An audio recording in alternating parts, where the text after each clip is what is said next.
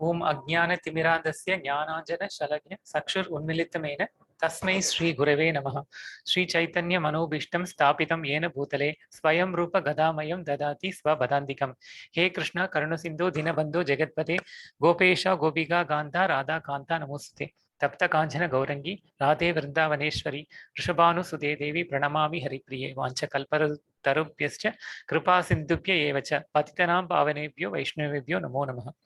श्री कृष्ण चैतन्य प्रभु नित्यानंद श्री अद्वैत गदाधर श्री वासादि गौर भक्त वृंद। हरे कृष्ण कृष्ण कृष्ण हरे हरे, हरे राम राम राम हरे हरे. இன்னைக்கு அத்தியாயம் வந்து 13வது அத்தியாயம். இன்னைக்கும் ஒரு முக்கியமான அத்தியாயம் நம்ம பார்க்க போறோம். 8வது அத்தியாயத்துல வந்து அர்ஜுனன் வந்து 8 கேள்விகள் கேட்டான். ஸோ அதே மாதிரி வந்து இன்னைக்கு அத்தியாயத்திலயும் வந்து ஒரு 6 கேள்விகள், முக்கியமான கேள்விகள் வரப்போகிறது. இது வந்து க்ஷேத்ரஜ விபாக யோகம் அப்படின்னு சொல்லிட்டு இந்த அத்தியாயத்துல இருந்து தான் வந்து ஞானத்தை பகவான் வந்து இது வரைக்கும் சொன்னது வந்து முதல் 6 அத்தியாயங்களில் வந்து கர்மயோகத்தையும், அதாவது கர்மம், கர்மயோகம், அப்புறம் வந்து கிருஷ்ண உணர்வில் கர்மயோகம் செய்வது, அதை குறித்து பகவான் சொன்னார். அதற்கு பின் வந்து 7லேருந்து நேத்திக்கு வரைக்கும் 12 அத்தியாயம் வரைக்கும் வந்து அடுத்த 6 அத்தியாயங்கள் வந்து பக்தி யோகத்தை குறித்து சொன்னார்.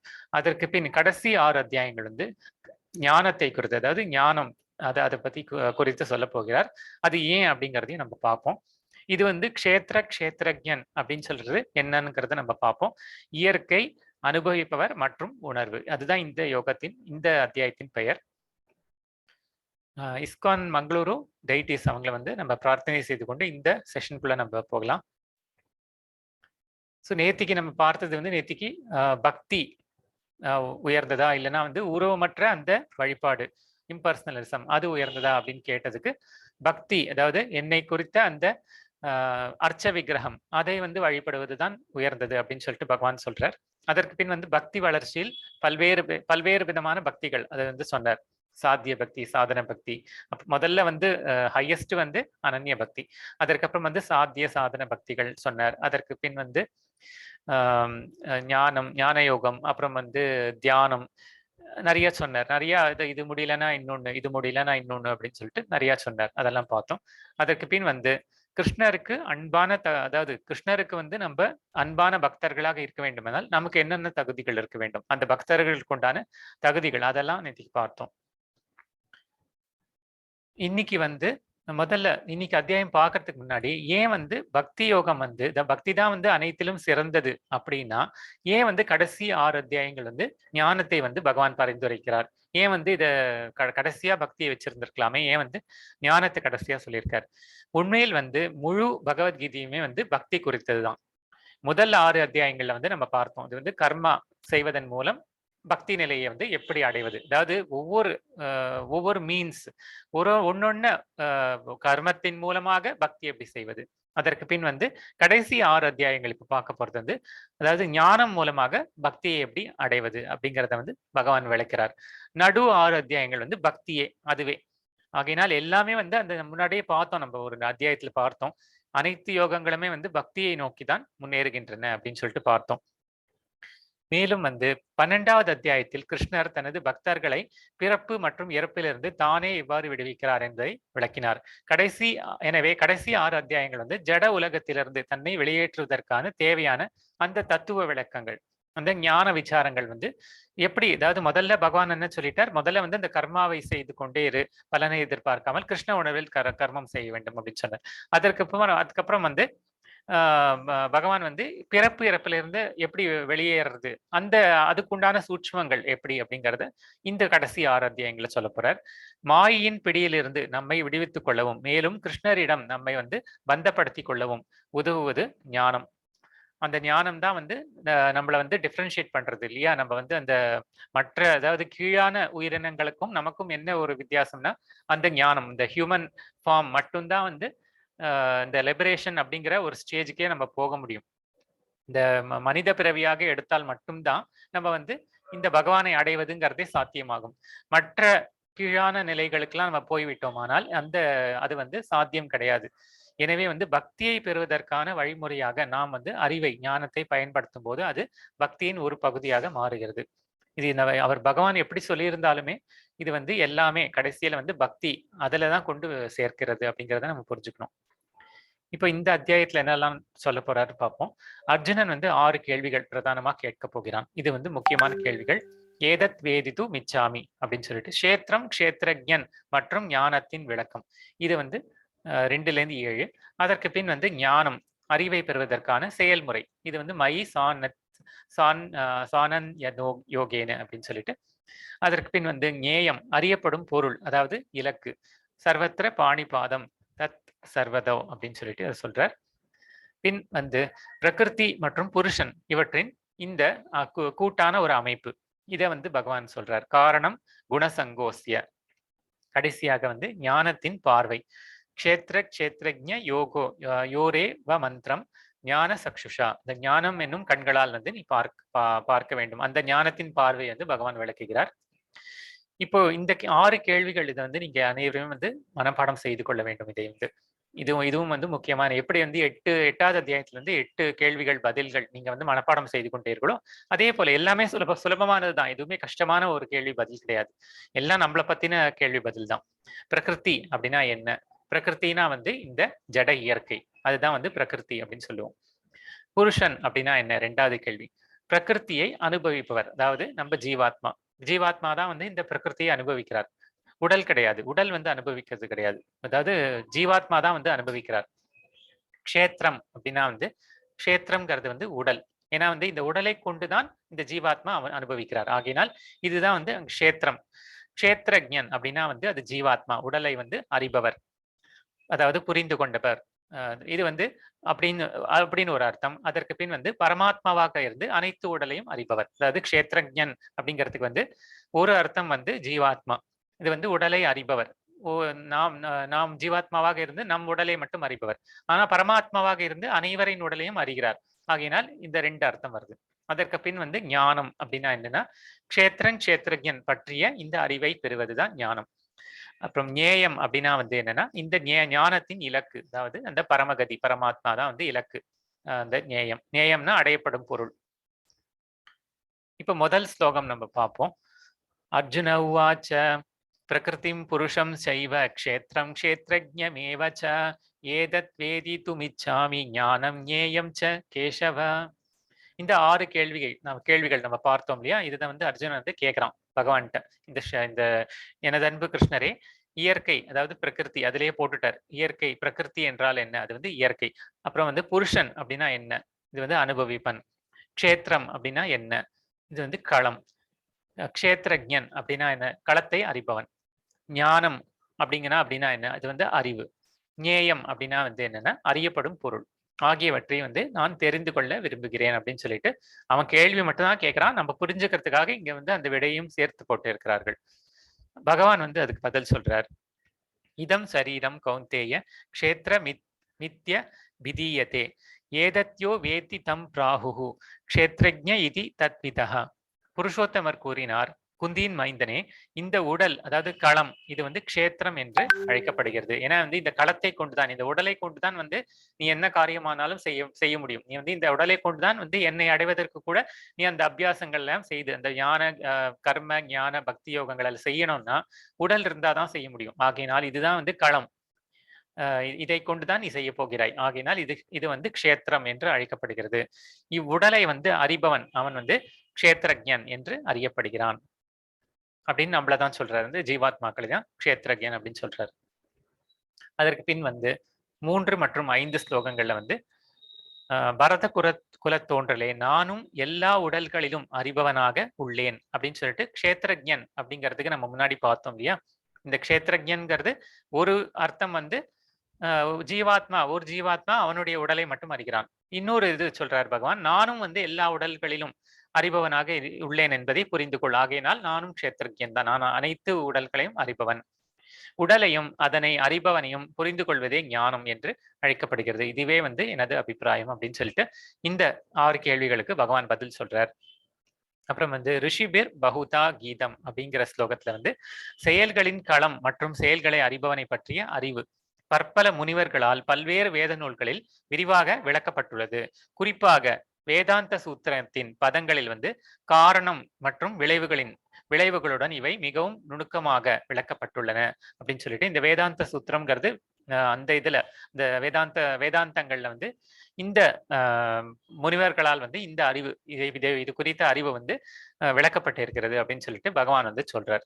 இது எங்கெல்லாம் வந்து இத சொல்லப்பட்டிருக்கிறது அந்த அறிவு வந்து எதிர கொடுக்கப்பட்டிருக்குன்னா அது வேதம்ங்கிறது வந்து பூர்வ பாகம், வேதாந்தம்ங்கிறது உத்தர பாகம். அதாவது முதல் வேதம்ங்கிறது வந்து முன்னாடி இருக்கிறது.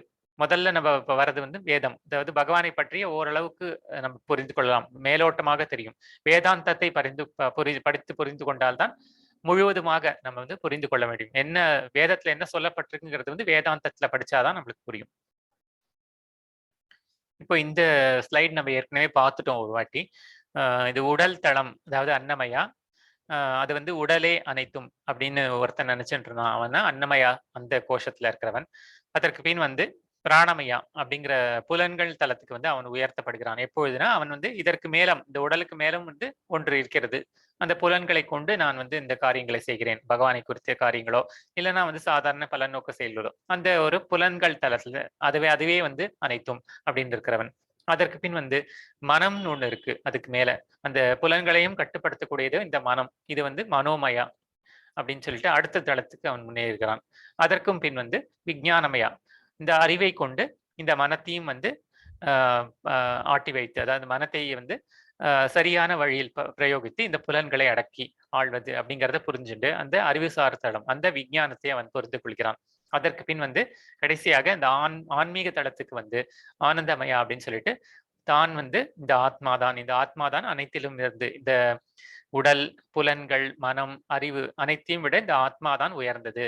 அது வந்து அழிவற்ற ஒரு தத்துவம். அது வந்து பகவானுடைய ஒரு அம்சம் அப்படிங்கிறத அந்த உண்மையான அறிவை வந்து அவன் புரிந்து கொண்டு நாம் வந்து இந்த உடலையும் வந்து இந்த புலன்களையும் மனதையும் அறிவையும் கொண்டு எதற்காக இங்க பிறந்திருக்கிறோம் என்றால் பகவானை அடைவதற்காக அப்படிங்கிறத உண்மையான அறிவு, அதுதான் உண்மையான ஞானம். பகவானை வந்து அடைவதற்காகத்தான் நம்ம பிறந்திருக்கோம். ஆனா வந்து நம்ம வேறோ ஏதேதோ காரியங்களை செய்து கொண்டு நம்ம வந்து இதுதான் ஒரு மனம் போன போக்கில் சென்று கொண்டிருக்கிறோம். அது வந்து அப்படி இருந்தோம்னா நம்ம வந்து இன்னும் அந்த உயர்ந்த தளத்திற்கு போகவில்லை அப்படின்னு அர்த்தம். நம்ம உண்மையான எந்த நோக்கத்துக்காக வந்திருக்கிறோம்ங்கிறத புரிந்து கொண்டோமானால் நம்ம வந்து அந்த ஆன்மீக தளத்தில் இருக்கிறோம் அப்படின்னு அர்த்தம்.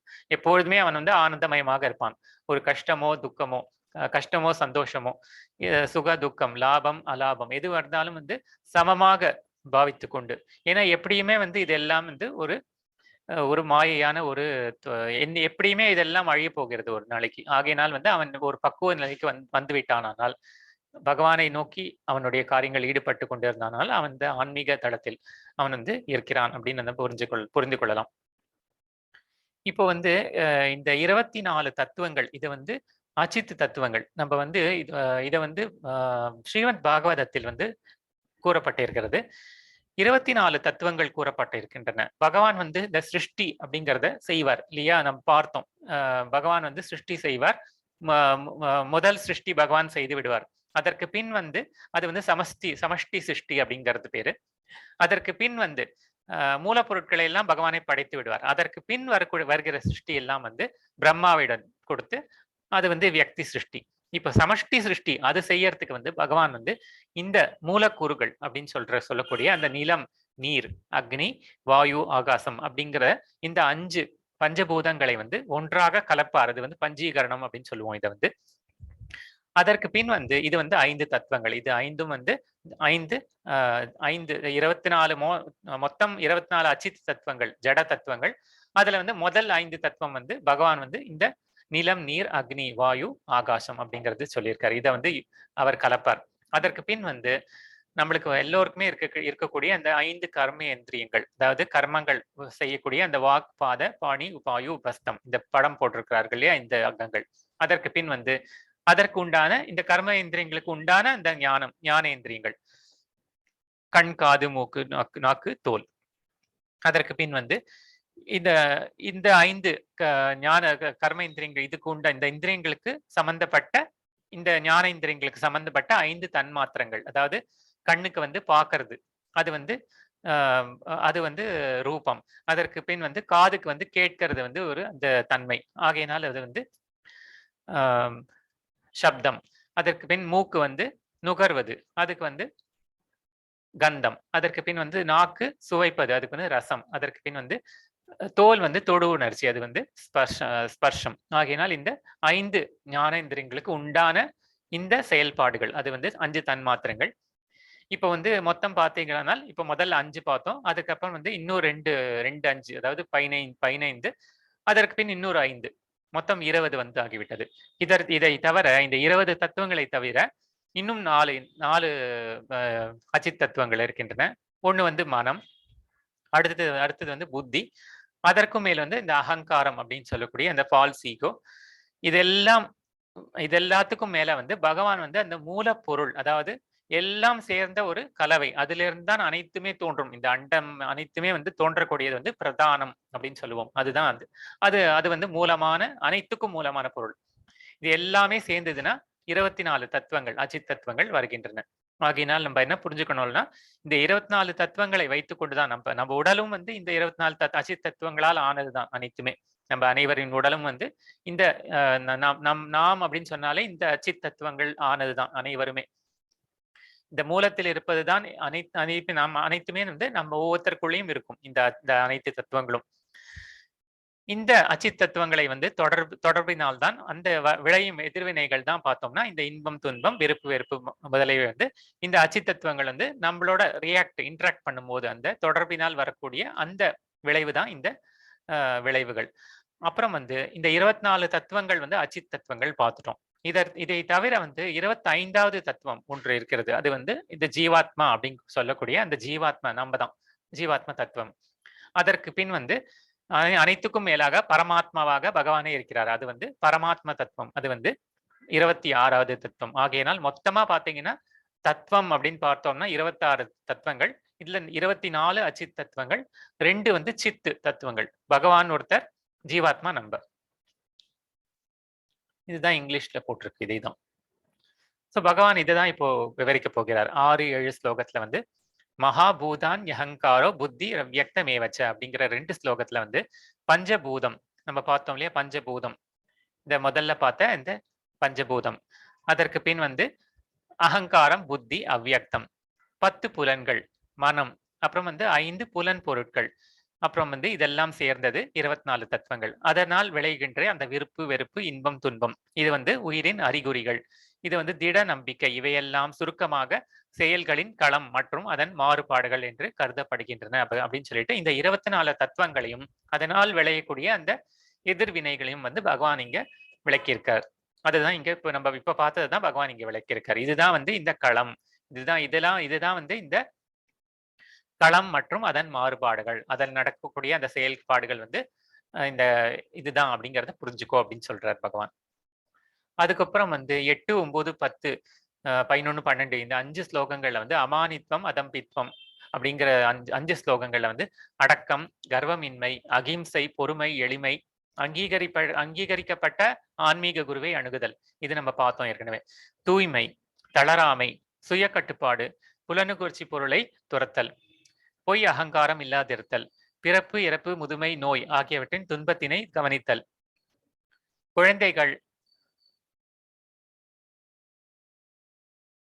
குழந்தைகள் மனைவி வீடு மற்றும் இதர பந்தத்திலிருந்து விடுபட்டு இருத்தல், வெறுப்புகளில் சமநிலை, என் மீதான நித்தியமான களங்கமற்ற பக்தி, தனிமையான இடத்தில் வாழ விரும்புதல், பொதுமக்களிடத்திலிருந்து விலகியிருத்தல், ஆத்ம ஞானத்தில் முக்கியத்துவத்தை ஏற்றல், பரம சத்தியத்தை அறிவதற்கான தத்துவ ஆய்வு, இவை அனைத்தையும் நான் ஞானமாக அறிவிக்கின்றேன். இவற்றை தவிர மற்றவை அனைத்தும் வந்து அறியாமையே ஆகும் அப்படின்னு சொல்லிட்டு இப்ப சொல்லப்பட்டிருக்கிற மட்டும்தான் வந்து பகவான் வந்து இதை ஞானமாக நான் அறிவிக்கிறேன்.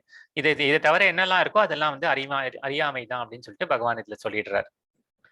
இதற்கப்புறம் பின் வந்து 13, 15 ஸ்லோகங்கள்ல வந்து ஞேயம் யதத் பிரவக்ஷ்யாமி அப்படிங்கிற ஸ்லோகம் 13வது ஸ்லோகத்துல வந்து தற்போது எதை அறிவதால் நீ வந்து அமிர்தத்தை சுவைப்பாயோ அதனே வந்து அந்த அறியப்படும் பொருளை நான் உனக்கு விளக்கப் போகிறேன் அப்படின்னு சொல்லிட்டு எதை அறிஞ்சா நீ வந்து இந்த அமிர்தத்தை போல சுவைக்கக்கூடிய அந்த விஷயத்தை சொல்ல போகிறேன். ஆரம்பம் இல்லாததும் எனக்கு கீழ்ப்பட்டதும் பிரம்மன் ஆத்மா என்று அழைக்கப்படுவதுமான இந்த ஜட உலகின் காரணம் மற்றும் விளைவுகளுக்கு அப்பாற்பட்டு விளங்குகின்றது அப்படின்னு சொல்லிட்டு பகவான் வந்து இதுல வந்து என்ன சொல்றாருன்னா, ஆரம்பம் இல்லாததும் எனக்கு கீழ்ப்பட்டதும் பிரம்மன் ஆத்மா என்று அழைக்கப்படுவதுமான இது, அதாவது இதுனா எதுனா பகவான் வந்து இந்த ஜீவாத்ம தத்துவத்தை தான் சொல்றார். இது வந்து ஜட உலகின் காரணம் மற்றும் விளைவுகளுக்கு அப்பாற்பட்டு விளங்குகின்றது. நம்ம ஸ்வரூபம்ங்கிறது என்னன்னா உண்மையிலேயே வந்து இந்த ஜட உலகத்துல பட்டு இருப்பது கிடையாது. இந்த 24 தத்துவங்கள்ல வந்து நம்ம சம்பந்தப்படுறதுனாலதான் நமக்கு வந்து அந்த எதிர்வினைகள் உண்டாகின்றன. ஆனா ஆத்மா அப்படிங்கிற தத்துவம் பார்த்தீங்கன்னா இது வந்து இந்த ஜட உலகின் விளைவுகளுக்கு அப்பாற்பட்ட ஒரு தத்துவம் தான். மாறுதலுக்கு உட்படாத ஒரு தத்துவம் இந்த ஜீவாத்மா, பிரம்மன் அல்லது ஆத்மா, அதாவது ஜீவாத்மா அப்படிங்கிறது தான் பகவான் சொல்றார். அப்புறம் வந்து சர்வேந்திரிய குணா பாசம் சர்வேந்திரிய விவர்ஜிதம், இந்த ஸ்லோகத்துல எல்லா புலன்களுக்கும் மூல காரணம் பரமாத்மாவே. இருப்பினும் அவரிடம் வந்து புலன்கள் கிடையாது. அவரே வந்து எல்லா உயிர்வாழிகளையும் பராமரிப்பவர். இருப்பினும் அவர் வந்து பற்றற்றவராக இருக்கிறார்.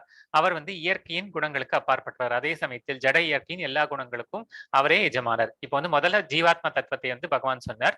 அதுக்கப்புறம் வந்து இப்போ இந்த 15வது ஸ்லோகத்துல வந்து ஆத்மாங்கிறது இருக்கு. அதே மாதிரி உன்னுடன் கூடவே நானும் அந்த பரமாத்மா அப்படிங்கிற ரூபத்துல உன்னுடன் நான் இருக்கிறேன். அவர் வந்து அந்த பரமாத்மா ரூபத்தில் இருக்கும் நான் வந்து எப்பொழுதுமே வந்து இந்த புலன்கள் கிடையாது. அவருக்கு வந்து இந்த புலன்கள் நம்மளுக்கு தான் புலன்கள். ஏன்னா வந்து இந்த ஜட உலகினோடு தொடர்பு உடையவர்கள், எப்பொழுதுமே தொடர்பில் இருக்கக்கூடியவர்கள். பகவானுக்கு வந்து அந்த புலன்கள் எல்லாம் கிடையாது. அவர் வந்து எல்லா உயிர் வாழிகளுக்கும் வந்து அவர் பராமரிப்பவராகவும் இவை அனைத்திற்கும் வந்து அப்பாற்பட்டவராகவும் இருக்கிறார் அவர் வந்து.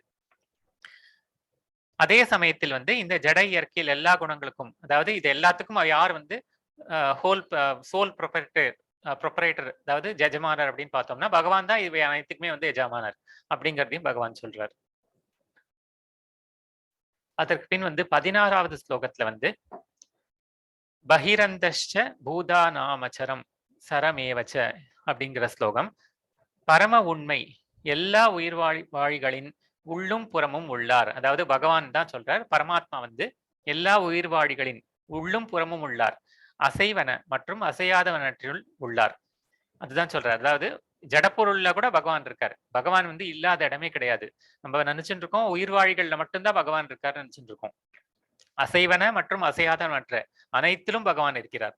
அவர் வந்து சூட்சுமமானவர் என்பதால் ஜடப்புலன்களின் வலிமையால் காண்பதற்கோ அறிவதற்கோ அப்பாற்பட்டவர். மிக மிக தொலைவில் இருப்பினும் அவர் வந்து அனைவரின் அருகிலும் இருக்கிறார். ஏன்னா வந்து நமக்குள்ளேயே இருக்கார். பகவான் வந்து பரமாத்மா அப்படிங்கிற ரூபத்துல நம்ம எல்லோருக்குள்ளேயும் ரொம்ப அருகிலேயே இருக்கிறார். அதே சமயத்துல வந்து அவருடைய சுய வடிவில் அவர் வந்து அந்த கோலோக வைகுண்டத்திலும் அவர் வந்து தொலைவிலும் அதே சமயத்தில் இருக்கிறார். இதுதான் வந்து பகவானுடைய அந்த அகடித கடனா சாமர்த்தியம் அப்படின்னு சொல்லக்கூடிய சேராத இரு தன்மைகளை வந்து சேர்க்கக்கூடியவர். பகவான் ஒருத்தரால் தான் அந்த வந்து ஒரே சமயத்திலே வந்து வெவ்வேறு இயற்கையில வந்து ரெண்டு ஒரு தன்மை வந்து சேராம இருக்கக்கூடிய ரெண்டு தன்மை ஒரே சமயத்திலே வந்து தொலைவிலும் இருக்கிறார். அதே சமயத்திலே அவர் வந்து அருகிலும் இருக்கிறார். ஒரே சமயத்திலே வந்து அணுவாகவும் இருக்கிறார். அதே சமயத்திலே அனைத்திலும் வியாபித்தும் இருக்கிறார். இது மாதிரி நிறைய அவருடைய சாமர்த்தியம் வந்து நிறைய இது மாதிரி சொல்லிக்கொண்டே போகலாம். இது வந்து அகடித கடனா சாமர்த்தியம் அப்படின்னு சொல்லிட்டு பகவானுக்கு ஒருத்தருக்கு மட்டுமே இருக்கக்கூடிய அந்த ஒரு தன்மை, இது தனித்தன்மை. அதற்கு பின் வந்து 18வது ஸ்லோகத்துல வந்து ஜோதிஷாமபி தத் ஜோதிஷ் தமஸ் பரமுஷ்யதே ஞானம் ஏயம் ஞான கம்யம் ஹிருதி சர்வசிய விஷ்டிதம் அப்படின்னு பிரகாசிக்கும் பொருள்கள் எல்லாவற்றிற்கும் மூலம் அவரே, பகவானை தான் சொல்லிக்கிறார். அவர் வந்து ஜடத்தின் இருட்டிற்கு அப்பாற்பட்டவராகவும் தோன்றாதவராகவும் உள்ளார். அவரே அறிவாகவும் அறியப்படும் பொருளாகவும் அறிவின் இலக்காகவும் அவரே உள்ளார். அனைத்துமே வந்து அவர்தான். அறிவும் அவர்தான், அறியப்படும் பொருள் யாரு? அவரேதான். அறிவின் இலக்கு வந்து அவரேதான். அவர் ஒவ்வொருவருடைய இதயத்திலும் வீற்றுள்ளார் அப்படின்னு சொல்லிட்டு அது இங்க திருப்பி சொல்றாரு. இதயத்துல வந்து பகவான் இருக்கார் நம்ம கூட அப்படின்னு சொல்றாரு. அதுக்கப்புறம் வந்து 19வது ஸ்லோகத்துல வந்து இவ்வாறாக செயல்களின் களம், அதாவது க்ஷேத்திரன் அல்லது உடல், அறிவு அதாவது ஞானம், அறியப்படும் பொருள் ஞேயம் ஆகியவை வந்து சுருக்கமாக என்னால் கூறப்பட்டு விட்டன. எனது பக்தர்கள் மட்டுமே இவற்றை முழுமையாக புரிந்து கொள்ள முடியும், எனது இயற்கையை அடைய முடியும் அப்படின்னு சொல்லிட்டு அதையும் சேர்த்து சொல்லிடுறார். பகவான் வந்து இப்போ இந்த நம்ம வந்து இந்த இன்வெர்டட் ட்ரீ இது வந்து நம்ம பார்க்க போறோம். நம்ம நாளைக்கு அத்தியாயத்திலிருந்து இந்த ஒரு பெரிய ஆலமரம் இருக்கிறது. நம்ம அதாவது கண்ணுக்கு தெரியாத ஒரு ஆலமரம் இருக்கிறது. அதுல வந்து பல பல கிளைகள் எல்லாம் வந்து கீழ் நோக்கி, அதாவது சாதாரணமா மரம் வந்து மேல் நோக்கி வளரும். இது வந்து கீழ் நோக்கிய கிளைகளை கொண்ட ஒரு ஆலமரம். வேர் வந்து மேல இருக்கும். இதை வந்து நாளைக்கு நம்ம பார்க்க போறோம். இவ்வாறாக இதுதான் வந்து இந்த ஜட இயற்கை அப்படின்னு சொல்லப்படக்கூடிய அந்த ஆலமரம் தான் இந்த ஜட இயற்கை. இதை விட்டு நம்ம எப்படி இந்த சிக்கலான ஒரு ஜட இயற்கையிலிருந்து விடுபடுபவர்கள், இதை இந்த கஷேத்திரஜன் பற்றிய ஞானத்தை வந்து ஒழுங்காக அறிந்து கொண்டு பக்தர்கள் மட்டுமே வந்து இதனை கடந்து செல்ல முடியும் அப்படின்னு சொல்லிட்டு பகவான் அதையும் சேர்த்து சொல்றார். அப்புறம் 20வது ஸ்லோகத்துல பிரகிருதியும் புருஷம் செய்வ வித்யாதீனி உபாவபி அப்படின்னு சொல்லிட்டு ஜட இயற்கையும் உயிர் வாழிகளும் ஆரம்பமற்றவை என்பதை புரிந்து கொள்ள வேண்டும். அவர்களது மாற்றங்களும் ஜடத்தின் குணங்களும் ஜட இயற்கையின் உற்பத்தி பொருட்களே. ஏன்னா வந்து ஜட இயற்கை வந்து அதுவும் வந்து முதல் நாள் நம்ம பார்த்தோம், 5 தத்துவங்கள் நம்ம பார்த்தோம். ஈஸ்வரன், பிரகிருதி, காலா, கர்மா அப்படின்னு சொல்லிட்டு 5 தத்துவங்கள் பார்த்தோம். ஈஸ்வரன், பிரகிருதி, ஜீவாத்மா, காலா, காலம், கர்மம். இதுல வந்து இந்த கர்மத்தை தவிர மீதி எல்லாம் நிரந்தரமானவை தான். ஜட இயற்கையும் வந்து நிரந்தரமானது தான். ஆனா வந்து அது மாறிக்கொண்டே இருக்கும். ஆனாலும் அது நிரந்தரமாக இருக்கும். அதை வந்து நம்ம புரிந்து கொள்ள வேண்டும். அது வந்து இன்று ஒரு மாதிரி இருக்கும், நாளைக்கு வந்து அழிந்துவிடும். அழிந்து விட்டு திரும்பவும் அது படைக்கப்படும். மாறினால் கூட அது வந்து முழுவதுமாக அழிவதில்லை. அந்த ஜட இயற்கை அது வந்து இருந்து கொண்டேதான் இருக்கும். ஆகையினால் இந்த முதல் 4 தத்துவங்கள் வந்து நிரந்தரமானவை தான். ஈஸ்வரன்ங்கிறது பகவான். அப்புறம் வந்து பிரகிருதிங்கிறது ஜட இயற்கை. அப்புறம் வந்து காலம் வந்து அதுவும் நிரந்தரமானதுதான். ஜீவாத்ம தத்துவமும் வந்து நிரந்தரமானதுதான். கர்மா மட்டும்தான் வந்து அழியக்கூடியது. அது ஒண்ணுதான் வந்து நிரந்தரம் இல்லாதது. இப்போ இந்த ஜட இயற்கையின் மாற்றங்களுக்கும், அதாவது அவர்களது மாற்றங்களுக்கும் ஜடத்தின் குணங்களுக்கும் ஜட இயற்கையின் உற்பத்தி பொருட்களே அப்படின்னு சொல்லிட்டு ஜட இயற்கை வந்து மாறிக்கொண்டே இருக்கிறது. அது வந்து ஜடத்தின் குணங்களும் ஜட இயற்கையின் உற்பத்தி பொருட்களால் அந்த மாறிக்கொண்டே இருக்க அந்த குணத்தினால் தான் அது மாறிக்கொண்டே இருக்கிறது அப்படின்னு சொல்லிட்டு இதுல சொல்றார் பகவான்.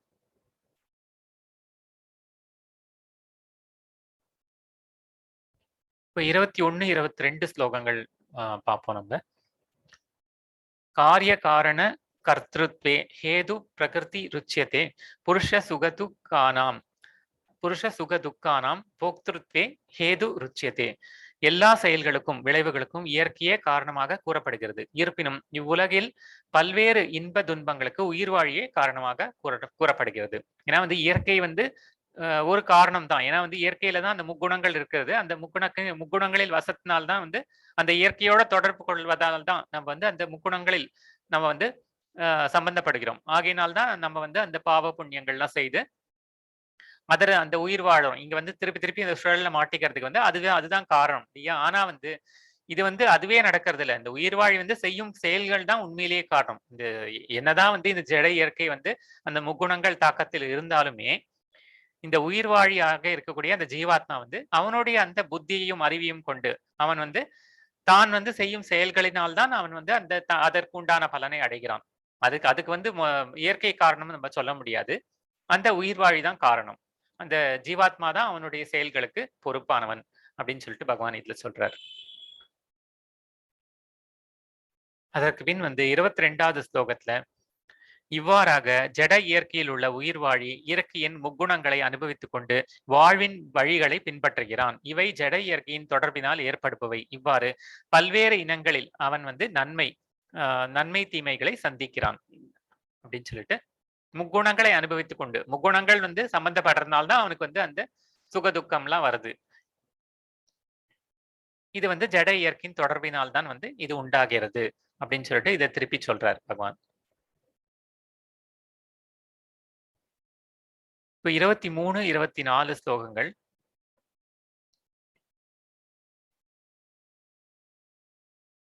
இருப்பினும் இவ்வுடலில் வந்து மற்றொருவரும் இருக்கின்றார். அவர் வந்து தெய்வீக அனுபவிப்பாளர். அவரே வந்து இறைவன், பரம உரிமையாளர், மேற்பார்வையிட்டு அனுமதி வழங்குபவரும் பரமாத்மா என்று அழியப்படுபவரும் அவரே அப்படின்னு சொல்லிட்டு பகவான் இதை சொல்றார்.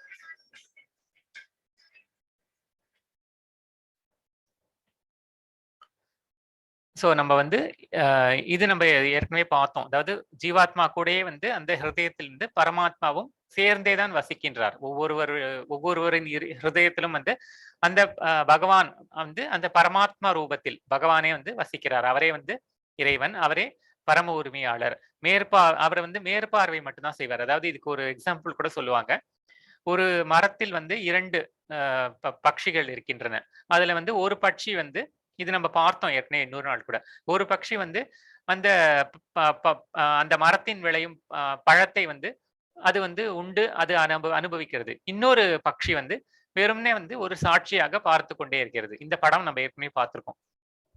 முதல் பட்சி தான் வந்து நம்ம அனைவருமே இந்த ஜீவாத்மா அப்படின்னு சொல்லக்கூடிய அந்த ஜீவாத்மா தத்துவம். அந்த இரண்டாவது பட்சி வந்து எதுக்கு உமானம்னா பகவானுக்கு, அதாவது இந்த பரமாத்மா தத்துவத்துக்கு. அவர் வந்து வெறுமனே வந்து ஒரு மேற்பார்வையிடும் ஒரு சூப்பர்வைஸ் அது மட்டும் பண்ணுவார். அவர் வந்து உள்ளுக்குள்ள இருந்து எதுவும் செய்ய மாட்டார். எதுவும் வந்து இது வந்து ஒரு சூப்பர்வைஸ் மட்டும் பண்ணிட்டு நம்ம என்ன பண்றோம் அப்படிங்கறத வந்து அவர் சாட்சியாக இருந்து பார்த்து கொண்டிருப்பார். நம்ம செய்வதை வந்து அனுமதிப்பவர், அதாவது அனுமந்தா அப்படின்னு சொல்றோம். அனுமந்தா அப்படின்னா வந்து அனுபவிப்பவர், அனுமதிப்பவர். நம்மளுக்கு வந்து பர்மிஷன் கொடுக்கிறாரு. இந்த செயல்களை நீ செய்யலாம் அப்படின்னு சொல்லிட்டு அந்த செய்யக்கூடிய அந்த சக்தியை கொடுக்கிறார். அனுமந்தாவை மட்டும் இருக்கிறார். வந்து சாட்சியாக இருந்து கொண்டு மேற்பார்வையிட்டுக் கொண்டு பகவான் இருக்கிறார். அதற்கு பின் வந்து 24வது வந்து ஏவம் வேதி புருஷம் பிரகிருத்தின் ச குணை சக அப்படின்ல ஜட இயற்கை உயிர்வாழி குணங்களுக்குண்டான குணங்களுடனான இவற்றின் உறவு ஆகியவற்றை பற்றிய இந்த தத்துவத்தை புரிந்து கொள்பவன் நிச்சயமாக முக்தி அடைகிறான். அவனது தற்போதைய நிலை வந்து எவ்வாறு இருந்தாலும் சரி, அவன் மீண்டும் இங்கே பிறவி எடுக்க போவதில்லை. அதை வந்து எவன் வந்து இந்த உண்மையை வந்து புரிந்து கொண்டு விட்டானோ, இந்த கஷேத்திரஜன், இந்த ஞானம் ஞேயம் இதெல்லாம் வந்து யார் புரிஞ்சுட்டானோ வந்து இந்த குணங்கள் முக்குணங்களால் தான் இதை வந்து விளைகிறது. அதனால் தான் வந்து இந்த பல்வேறு இன்ப துன்பங்கள்லாம் விளைகின்றன அப்படின்னு சொல்லிட்டு இந்த உயிர்வாழி இந்த ஜட இயற்கை பற்றிய உண்மையான நிலையை வந்து யார் புரிஞ்சுக்கிறானோ அவன் வந்து மறுபடியும் பிறப்பதில்லை அப்படின்னு சொல்லிட்டு இத சொல்றாரு பகவான். 25, 26 ஸ்லோகங்கள். தியானே நாத்மனி பஷ்யந்தி கேஷிதாத்மனாத்மனா அப்படின்னு சொல்லிட்டு தங்களுக்குள் இருக்கும் பரமாத்மாவினை சிலர் தியானத்தினாலும் சிலர் ஞானத்தை வளர்ப்பதாலும் வேறு சிலர் பலனை எதிர்பாராது செயல்படுவதாலும் காண்கின்றனர். வேறு சிலர் ஆன்மீக ஞானத்தில் ஆழ்ந்த அனுபவம் இல்லாத போதிலும் பிறரிடமிருந்து முழுமுதற் கடவுளை பற்றி கேட்டதன் அடிப்படையில் அவரை வழிபட தொடங்குகின்றனர். அதிகாரிகளிடமிருந்து, அதாவது அந்த அங்கீகரிக்கப்பட்ட குருமார்களிடமிருந்து கேட்பதற்கான தங்களது இயல்பின் காரணத்தால் அவர்களுக்கு பிறப்பிறப்பின் வழியினை வந்து கடந்து செல்கின்றனர் அப்படின்னு சொல்லிட்டு இந்த ஞானம் வந்து இந்த ஞானத்தை வைத்துக் கொண்டுதான் அவன் வந்து இந்த பிரகிருத்தியை கடந்து செல்ல வேண்டும். ஆகையினால் இது வந்து எப்படி ஒரு சிலர் வந்து தியானம் செய்தே வந்து புரிந்து கொள்கிறார்கள், தான் வந்து இந்த ஜீவாத்மா தான் அப்படின்னு சொல்லிட்டு புரிந்து கொள்கிறார்கள். அதற்கு பின் வந்து அந்த பரமாத்மாவை அடைகின்றனர், அந்த தத்துவத்தையும் புரிந்து கொண்டு. வேறு சிலர் வந்து எதிர்பாராமல் ஒரு பலன் மேல எதிர்பார்க்காமல் செயல்களை செய்வதனால் இதை செய்கின்றனர். வேறு சிலர் வந்து நம்மளை போல இருக்கிறவர்கள் வந்து ஒரு ஆன்மீக குருவை அணுகி அவர் சொல்றாரு இதுதான் வந்து உண்மை அறிவு அப்படின்னு சொல்லிட்டு இதை சொல்றாரு. இதை வந்து புரிந்து கொண்டு அந்த அந்த ஆன்மீக குரு அவர் வந்து கொடுக்கக்கூடிய அந்த ஞானத்தின் அடிப்படையில் வந்து தன்னுடைய வழிபாட்டை வந்து தொடங்கி அதன் மூலமாக இந்த ஜட இயற்கையிலிருந்து விடுபடுகின்றனர். இந்த படத்துல வந்து சாங்கிய யோகம் வந்து பகவான் கபிலாச்சாரியராக இருந்து தேவஹூதி அப்படிங்கிற தன்னுடைய தாயாருக்கு வந்து உபதேசித்தார். இதுவும் வந்து ஒரு வகையான ஞானத்தை தான் அவர் உபதேசிக்கிறார். இது வந்து ஒரு எக்ஸாம்பிள் இங்க கொடுத்திருக்காங்க. அதற்கு பின் வந்து 27, 28 ஸ்லோகங்கள். யாவத் சஞ்சாயத்தே கிஞ்சித் சத்வம் சதா வர ஜங்கமம் அப்படின்னு சொல்லிட்டு பாரதர்களில் தலைவனே, அசைவன அசையாதவை என எதையெல்லாம் நீ காண்கின்றாயோ அவையெல்லாம் செயல்களின் களமும் களத்தை அறிபவனும் இணைந்த கலவையே ஆகும். இது வந்து எல்லாமே வந்து அந்த கஷேத்திரனும் கஷேத்திரஜனும் சேர்ந்து இருக்கக்கூடிய, அசைவது அசையாதது எல்லாம் சேர்ந்து இருக்கிறது வந்து எது இருந்தாலும் அது வந்து இந்த கஷேத்திரஜன் கலந்த கலவை தான் அப்படிங்கிறத புரிஞ்சுக்கோ. எல்லா உடல்களிலும் ஜீவாத்மாவுடன் இணைந்து பரமாத்மாவை காண்பவனும் அழியக்கூடிய உடலினுள் இருக்கும் ஆத்மாவும் பரமாத்மாவும் அழிவதில்லை என்பதை புரிந்து கொள்பவனுமே உண்மையில் காண்பவன் ஆவான் அப்படின்னு சொல்லிட்டு யார் வந்து உண்மையை காண்கிறான் அப்படின்னா இந்த படத்துல பாக்குறோம். நம்ம இது ஏற்கனவே இன்னொரு ஸ்லோகத்துல கூட பார்த்திருக்கோம்.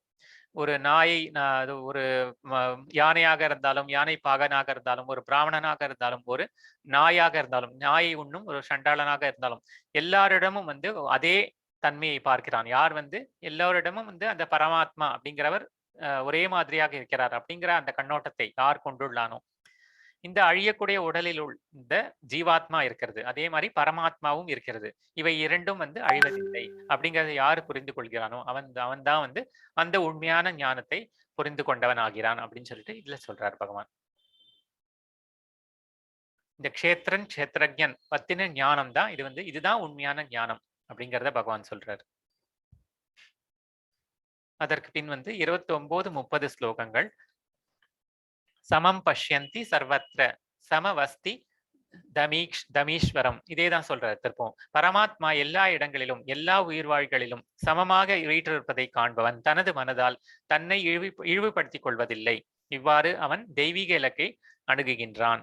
எவனொருவன் ஜட இயற்கையினால் படைக்கப்பட்ட உடலே எல்லா செயல்களுக்கும் செய்கின்றது என்பதையும், ஜட இயற்கையினால் படைக்கப்பட்ட உடலே எல்லா செயல்களையும் செய்கின்றது என்பதையும், ஆத்மா எதையும் செய்வதில்லை என்பதையும் காண்கின்றானோ அவனே உண்மையை காண்கின்றான் அப்படின்னு சொல்லிட்டு திருப்பவும் இதுல சொல்றார்.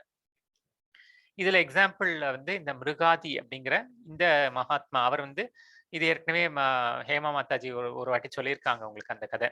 அவர் வந்து அந்த ஒரு ஒரு மிருகங்களை வந்து சித்திரவதை செய்பவராக இருந்து கடைசியில் வந்து ஒரு எறும்புக்கு கூட தீங்கு நினைக்காத அளவிற்கு அவர் வந்து அந்த மேம்பட்டு செல்கிறார் அந்த ஞானத்தினால். அது வந்து இந்த எக்ஸாம்பிள் இங்க கொடுத்திருக்காங்க. அதற்கு பின் அடுப்புற கொடுத்திருக்கிறது வந்து இது நம்ம எப்படி இருக்கோம் அப்படிங்கிறது. அதாவது ஒரு யானை வந்து பிடித்து இழுக்கிறது, துரத்தி கொண்டு வந்து அது மனிதனை வந்து துரத்தி கொண்டு வந்திருக்கிறது. அப்போ வந்து அந்த மரத்தின் மேல் ஏறி அவன் ஒரு கிளையில் தொங்கிக் கொண்டிருக்கிறான். கீழே வந்து ஒரு பெரிய பாழுங்கிணறு, அதுல நிறைய நாகங்கள்லாம் இருக்கிறது. இந்த சந்தர்ப்பத்துல வந்து மேலேந்து ஒரு தேன்கூட்டிலிருந்து ஒரு தேன் சொட்டுகிறது. அதை வந்து அவன் வந்து ஒரு பெரிய ஒரு அதிசயமாக நினைத்து அதை வந்து ஆனந்தப்படுகிறான். இப்படிதான் நம்மளுடைய நிலைமையும் இருக்கிறது. இந்த ஜட இயற்கையில வந்து நம்ம மாட்டின்னு இருக்கோம். அதை புரிஞ்சுக்காம இந்த நடக்கிற செயல்கள் எல்லாம் பார்த்து பிரமித்து விட்டு ஏதோ ஒரு இன்பம் வந்து விட்டதுன்னா ஒரே எதிரியா நம்ம வந்து கூத்தாடி கொண்டு அந்த தேன் வந்து இந்த மாதிரி ஒரு நிலைமையில தேன் சொட்டினா அது சாப்பிட்றதுனால என்ன ஒரு லாபம்? அப்படிதான் நம்ம ஒரு முட்டாள்தனமான ஒரு வாழ்க்கையை நம்ம எல்லாருமே வந்து நடத்தி கொண்டு இருக்கிறோம் அப்படிங்கிறதுக்காக இந்த படம் போட்டிருக்காங்க. அதற்கு பின் வந்து 33, 34 ஸ்லோகங்கள். இன்னும் வந்து 2 ஸ்லைடு, ஒரு ஸ்லைடு தான் இருக்கு. யதா சர்வகதம் சௌக்ஷ்மியாதா காஷம் நோபிலிப்பியதே அப்படிங்கிற ஸ்லோகம். எங்கும் நிறைந்திருந்தாலும் தனது நுண்ணிய இயற்கையினால் ஆகாயம் எதனுடன் கலக்காமல் இருக்கின்றது. ஆகாயம் வந்து எல்லா இடத்துலயும் நிறைந்திருக்கு, ஆனாலும் வந்து எதோட கலக்காம இருக்கு. அதே போல வந்து பிரம்மனின் பார்வையில் நிலை பெற்றுள்ள அந்த ஆத்மா உடலில் அமைந்திருந்தாலும் உடலுடன் கலப்பதில்லை. உடலுடன் கலப்பதில்லைன்னா என்ன அர்த்தம்னா, உடலோட சம்பந்தப்பட்ட இந்த காரியங்கள்ல வந்து ரொம்ப கலப்பதில்லை. இந்த காரியங்கள்லாம் நடந்து கொண்டுதான் இருக்கும் நம்மளை சுத்தி. இந்த ஜட இயற்கையின் தாக்கத்தால் வந்து நன்மை தீமை இன்பம் துன்பம் எல்லாம் வந்து கொண்டுதான் இருக்கும். ஆனாலும் வந்து உண்மையான அந்த அறிவு கொண்டவன் வந்து இதனுடன் கலக்காமல் அவன் வந்து தன்னுடைய ஆத்மஸ்வரூபத்திலேயே நிலைத்திருப்பான். அதை வந்து எப்பவுமே அவன் வந்து மறக்கவே மாட்டான். எதா பிரகாஷஸ் யத்யேக கிருஷ்ணம் லோகமிமம் ரவிஹி அப்படிங்கிற ஸ்லோகம். ஒரே ஒரு சூரியன் இந்த பிரபஞ்சம் முழுவதையும் பிரகாசமாக்குவதை போல உடலினுள் இருக்கும் இந்த ஆத்மா தனது உணர்வினால் உடல் முழுவதையும் பிரகாசப்படுத்துகிறான் அப்படின்னு சொல்லிட்டு இந்த ஆத்மாவின் இந்த ஜீவாத்மாவினுடைய அந்த மேன்மை தன்மையை பகவான் வந்து இங்க விவரிக்கிறார். அதற்கு கடைசி ஸ்லோகம் வந்து க்ஷேத்திர க்ஷேத்ரஜ்ஞ யோரேவ அந்தரம் ஞான சக்ஷுஷா பூத பிரகிருதி மோக்ஷம் சயே விதுர் யாந்தி தேபரம்.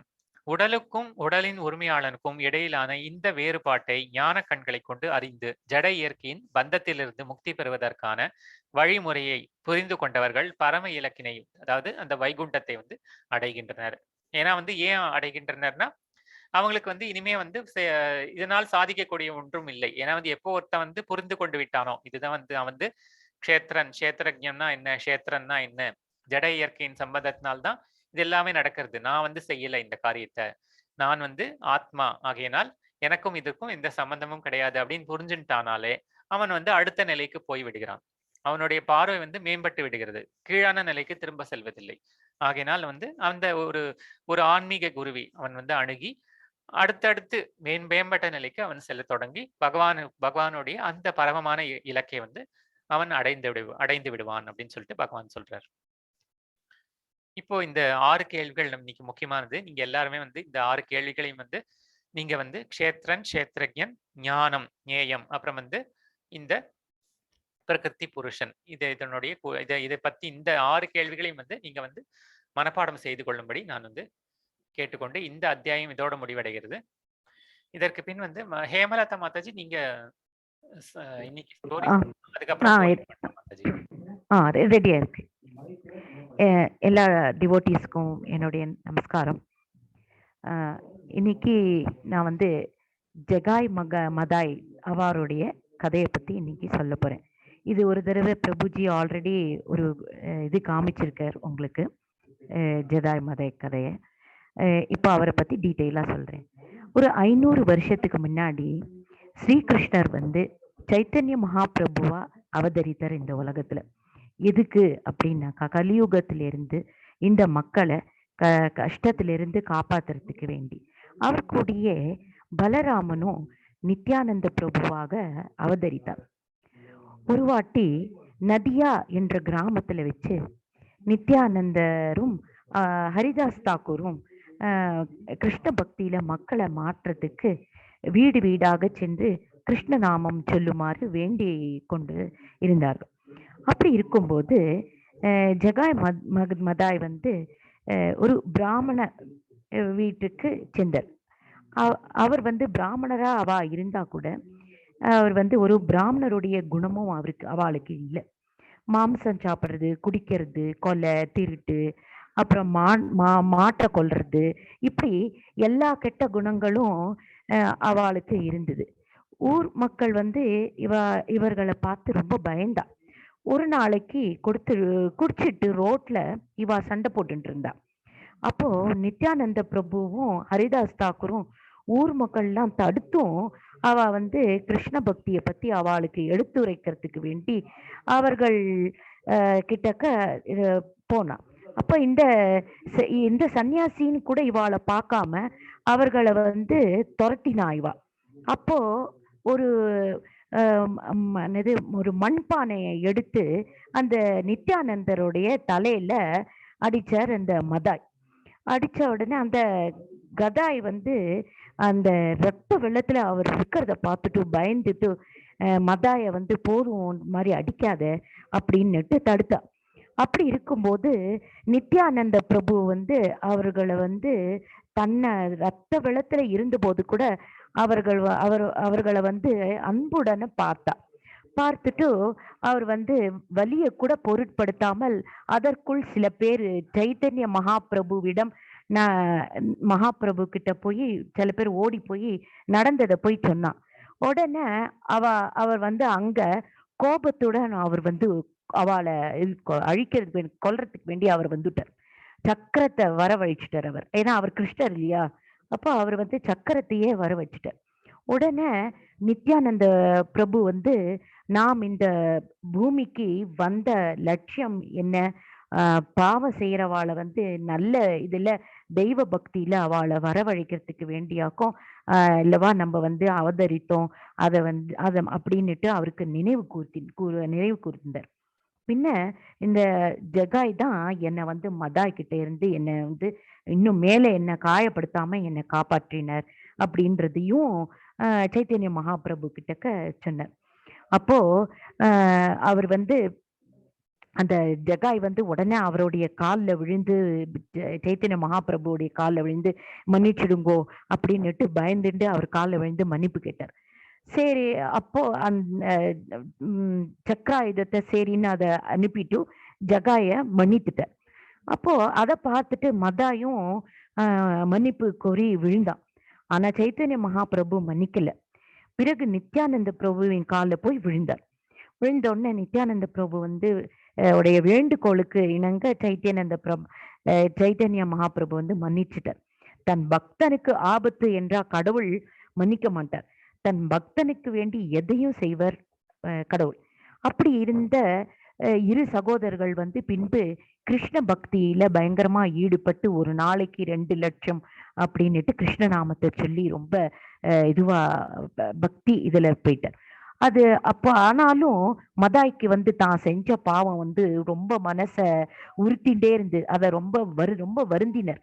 சைத்தன்ய மகாபிரபு கிட்ட போயிட்டு என்ன மன்னிச்சிடுங்கோ, எனக்கு ரொம்ப குற்றபோதமா இருக்கு, எனக்கு ரொம்ப இதுவா இருக்குன்னு சொல்லி அவர்கிட்ட கேட்டபோது அப்ப அவர் என்ன சொன்னார், கங்கை நதி கரையில போயிட்டு ஒரு குளம் மாதிரி வெட்டி அங்க வந்து பக்தர்கள் வந்து ஸ்நானம் பண்றதுக்கு ஒரு சௌகரியமா இருக்கும் அப்படின்னு சொல்லி நீ அங்க போய் ஒரு இது வெட்ட சொன்னார்.